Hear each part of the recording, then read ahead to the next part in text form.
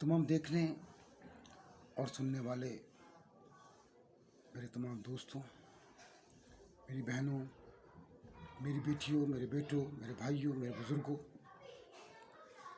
यकीनन आप इस बात से वाकिफ़ होंगे कि पिछले तकरीबन एक सवा महीने से जो आरजू राजा का जो ये केस चल रहा था, जो कराची से निकलकर पूरी दुनिया में फैल गया और एहतजाज का सिलसिला वसीतर होता चला गया, और जैसे ही एहतजाज का जो दायरा था वो वसी हुआ, उसी तेज़ी के साथ केस को भी निपटाने की कोशिश शुरू कर दी गई। अदालत ने पहले मौक़िफ़ में लड़की के उस बयान को मद्देनज़र रखा कि जी मैंने अपनी मर्ज़ी से शादी की है, और अज़हर अली को अपनी हिरासत में ले लिया और लड़की को दारुल अमान भेज दिया। 5 तारीख को दोबारा हियरिंग हुई। वहाँ लड़की ने कहा जी मैंने अपनी मर्ज़ी से निकाह किया है और इस्लाम कबूल किया है। होना तो ये चाहिए था कि पहले इस्लाम कबूल किया है फिर निकाह हुआ है। जज के पूछने पर क्या उम्र क्या है, तो उसने कहा कि 18 साल। इस्लाम कबूल करते ही, कलमा पढ़ते ही पहला झूठ उस लड़की ने बोल दिया। जाहिर है कि उसने नहीं बोला, उसे बुलवाया गया है। और वो मौलवी जिसने 18 साल का सर्टिफिकेट बनाकर निकाह किया था, क्या वो तौहीन मज़हब का मुर्तकिब नहीं हुआ कि उसने मुसलमान होते हुए गलत कागजात बनाए और झूठ बोला और इस्लाम की बयान करदा सच्चाइयों की बुनियाद पर झूठ की ईंट रख दी। हैरत की बात है। खैर, आगे बढ़ते हैं। जैसे ही केस 9 तारीख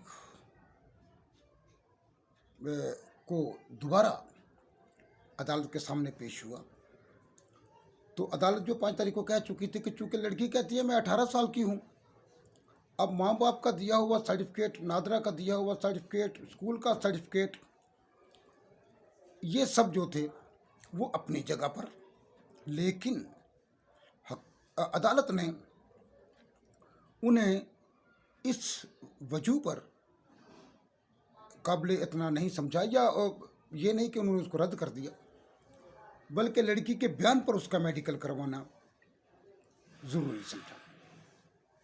9 तारीख को जब मेडिकल की रिपोर्ट आई तो लड़की की उम्र 14 साल बताई गई,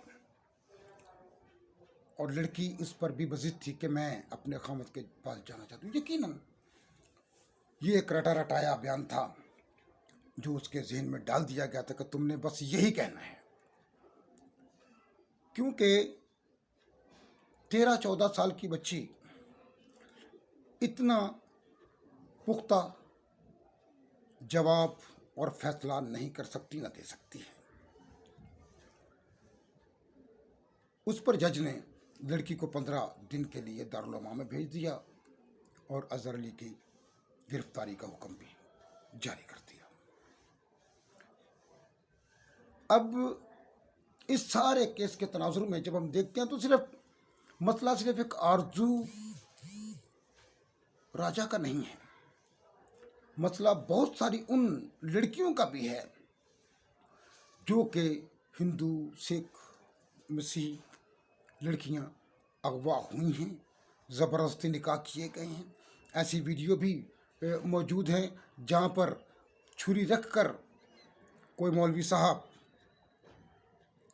कलमा ज़बरदस्ती पढ़वा रहे हैं। वो लड़की बेचारी को पढ़ना भी नहीं आ रहा, समझना भी आ रहा, ज़ाहिर उसको अरबी नहीं आती है, और जो शख्स उस लड़की को अपनाना चाहता है उसने उसको पीछे से पकड़ रखा है। और मौलवी साहब, खैर वो लड़की अपनी जान के खौफ से कलमा पढ़ रही है, जो इस बात को साबित करता है कि हमारे कहने से इस्लाम सलामती का मजहब नहीं हो जाता, साबित करना पड़ता है। बहुत सारे ऐसे लोग हैं, ہمارے صوفیہ کرام ہیں جنہوں نے یہاں اسلام کی تعلیم دی اور اپنے کردار، اپنی گفتگو اور اپنے رکھ رکھاؤ، اپنے رویے سے ثابت کیا کہ اسلام امن و سلامتی کا مذہب ہے۔ لیکن موجودہ دور میں اقلیتوں کے ساتھ ہونے والے ان مظالم کے بعد امن کی بنیادیں ہلتی محسوس ہوتی ہیں، سلامتی اپنی جگہ رکھی دکھائی نہیں دیتی۔ باوجود اس کے اب آگے چلتے ہیں کہ آرجو راجا کا جو کیس تھا، اس میں جن لوگوں نے بھی احتجاج کیا دنیا بھر میں، کسی نے اگر گھر میں بیٹھ کر دعا بھی کی ہے، کچھ سامنے لگ کر ایک نعرہ بھی لگایا، جنہوں نے سامنے آ کر بشمول میرے ہاتھ بھی ہلا دیا ہے، تو میں سمجھتا ہوں کہ اس نے اس میں اپنا کردار ادا کیا ہے۔ ہمیں سب کا شکریہ ادا کرنا چاہیے۔ اور وہ لوگ جو ہراول دستے کا کام کر رہے تھے، بہت سارے نام ہیں، کسی ایک کا نام لے کر میں کسی دوسرے کو ناراض کرنا نہیں چاہتا، ان سب نے اپنے تئیں انتہائی محنت کی، مالی امداد تک کی گئی، اور اس میں جبران ناصر صاحب جو وکیل تھے آرزو راجا کی طرف سے، انہوں نے ہر قسم کی فیس لینے سے انکار کر دیا کہ میں یہ کیس جو کہ انسانی حقوق کا ہے میں اسے فری لوں، اور انہوں نے اسے کیا بھی اور کر کے دکھایا۔ اب اس میں معاملہ آ جاتا ہے کہ وہ لوگ جو اس کیس کو لے کر کریڈٹ لینا چاہ رہے تھے اور لوگوں سے، بیرون ملک سے، اندرون ملک سے امداد کے لیے دعائیاں دے رہے تھے، ان کے لیے میرا پیغام ہے کہ آپ جیسے لوگ، جسے میں نے کریڈٹ مافیا کا نام دیا تھا، ہمیشہ ہماری جڑیں کاٹتے رہتے ہیں۔ خدارا انسان بنیے، ان انسانوں کا سا وتیرہ اپنائیے اور اپنے ہی لوگوں کی جڑیں نہ کاٹیے۔ آپ مسیح ہیں، مسیح ثابت کریں، آپ کو کمانے کا حق ہے، کمائیے، لوٹیے نہیں۔ آپ کام کرتے ہیں، آپ کا کوئی بزنس ہے، ڈیوٹی کرتے ہیں، کہاں کرتے ہیں، آپ نے وقت دیا، ٹھیک ہے، لیکن راتوں رات امیر ہونے کے لیے کسی اور کا کاندھا استعمال نہ کریں، خصوصی طور پر اس طرح کے معاملات میں۔ ایک انگلینڈ سے کوئی بشپ صاحب ہیں جنہوں نے پہلے 1 کروڑ کا وکیل کرنے کا کہا، میں کروا لوں گا، بعد میں 30 کروڑ کا اعلان کر دیا، اور اب تک ان کی طرف سے بعد میں کوئی بیان نہیں آیا، یعنی ثابت ہوا کہ وہ بندہ 30 کروڑ تو کیا 30 روپے کا بھی نہیں ہے۔ حیرت کی بات ہے، کس قسم کے لوگ ہیں یہ؟ تم 30 کروڑ یہاں سے جج خریدو گے، وکیل خریدو گے، لوگ خریدو گے، نعرے لگانے والوں کو پیسے دو گے، یہاں تو کوئی بھی ایسا نہیں آیا، سب اپنے پیسے خرچ کر کے احتجاج کرنے کے لیے نکلے، سب اپنی جیب سے لگا کر آئے۔ تم کیا چیز ہو بھائی؟ کون ہو تم؟ اپنے آپ کو بشپ کہلواتے ہو اور کہتے میں 30 کروڑ روپے خرچ کر سکتا ہوں؟ تمہاری شکل 30 روپے کی بھی نہیں ہے، 30 کروڑ خرچ کرے گا یہ؟ اس کے بعد خاموشی کیوں چھا گئی؟ کہاں گئے وہ میرے محترم جمیل ناصر صاحب جو ان کو انٹرویو کر رہے تھے اور بڑا مسکرا رہے تھے، ہنس رہے تھے کہ 30 کروڑ کا اعلان کر رہے ہیں بچی کو بچانے کے لیے۔ 30 کروڑ اگر آپ کو خرچ کرنے ہیں نا میرے محترم تو پاکستان آئیے، 30 کروڑ کو چھوٹی رقم نہیں ہے۔ ان لوگوں کے لیے انسٹیٹیوٹ بنائیے جہاں پر بچوں اور بچیوں کی درست تربیت کا آغاز کیا جا سکے۔ آپ باہر بیٹھ کر نمونے بازیاں کرتے ہیں، پاکستان آئیے نا، یہاں آ کر کسی ایسے سینٹر کی ایسی ابتدا کیجیے، تعلیم جو ہے وہ مفت دی جائے اور آپ پیسے خرچ کریں، ٹیچر کو اپنی جیب سے تنخواہیں دیجیے نا، فری تعلیم کیجیے، فری کتابیں کیجیے۔ وہ بچے جو نہیں پڑھ رہے، جو بچے تعلیم سے آشنا نہیں ہو رہے، مسیحی تعلیم سے کیا اور دنیاوی تعلیم سے کیا، ان کے لیے سہارا بنیے۔ اگر آپ 30 کروڑ خرچ کر سکتے ہیں، پہلا کام یہ کیجیے۔ कोई फलाई सेंटर बनाइए, फलाई मरकज़ बनाइए, जो आपके बस की बात नहीं है। आप वहाँ बैठकर सिर्फ दावा करते हैं कि मेरा नाम आ जाएगा जी, बहुत बड़ा काम कर दिया जी, उन्होंने ये ऐलान कर दिया। 30,000 की औकात नहीं है आपकी, 30 करोड़ देने चले हैं आप।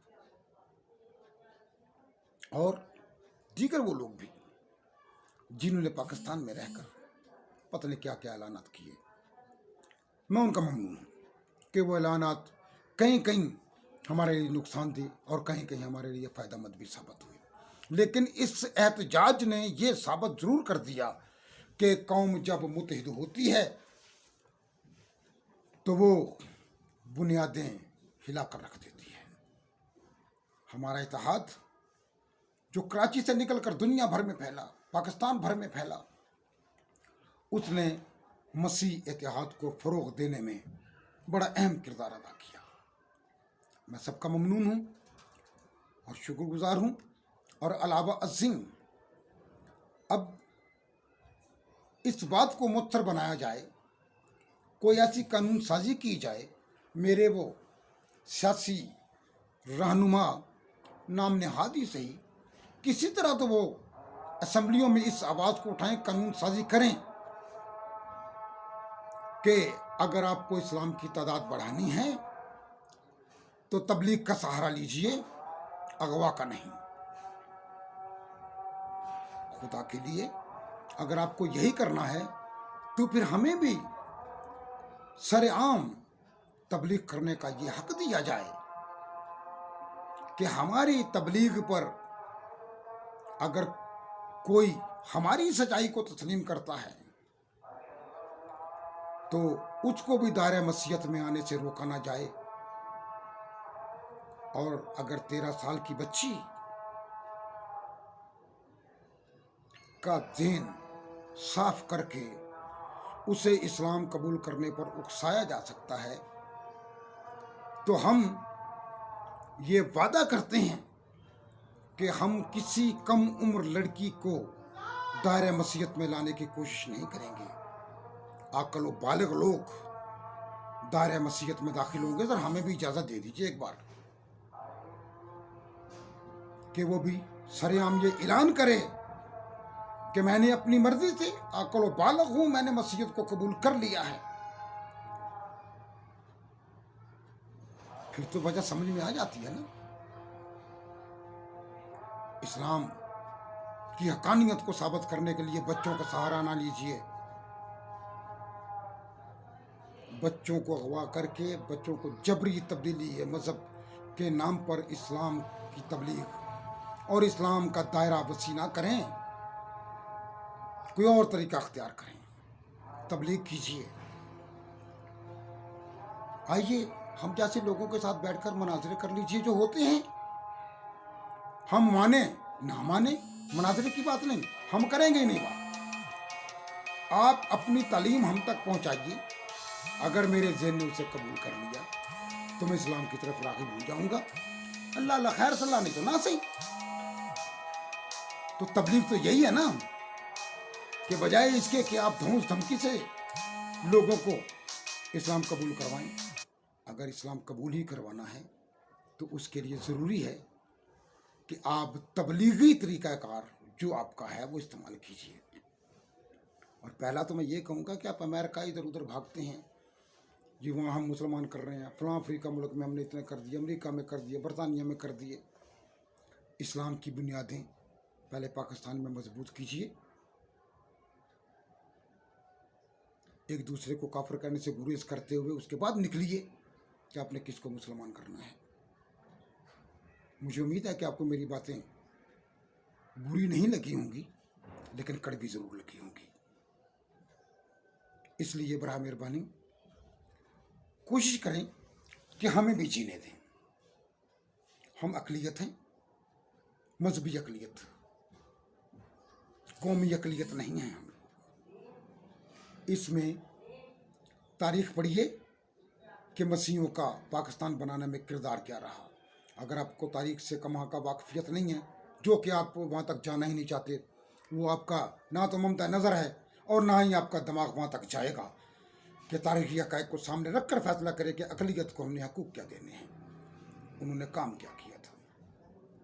جائیے ذرا فوج کے پاس، وہاں سے اعداد و شمار لیجئے کہ کتنے مسیح لوگوں نے اب تک ستارہ جرت اور تمغہ جرت وغیرہ حاصل کیے ہیں، ستارہ امتیاز حاصل کیے ہیں، حلال امتیاز حاصل کیے ہیں۔ ذرا جائیے فوج سے اعداد و شمار اکٹھے کیجیے، آپ کی آنکھیں کھل جائیں گی۔ ہم اپنے وطن کے لیے جان دینے کے لیے تیار ہیں، لیکن آپ کے بہلاوے میں آ کر اپنی بیٹیاں آپ کے حوالے کرنے کے لیے تیار نہیں ہیں۔ ہمیں بھی جینے دیں اور خود بھی ہوش کے ناخن لیجیے۔ بہت شکریہ۔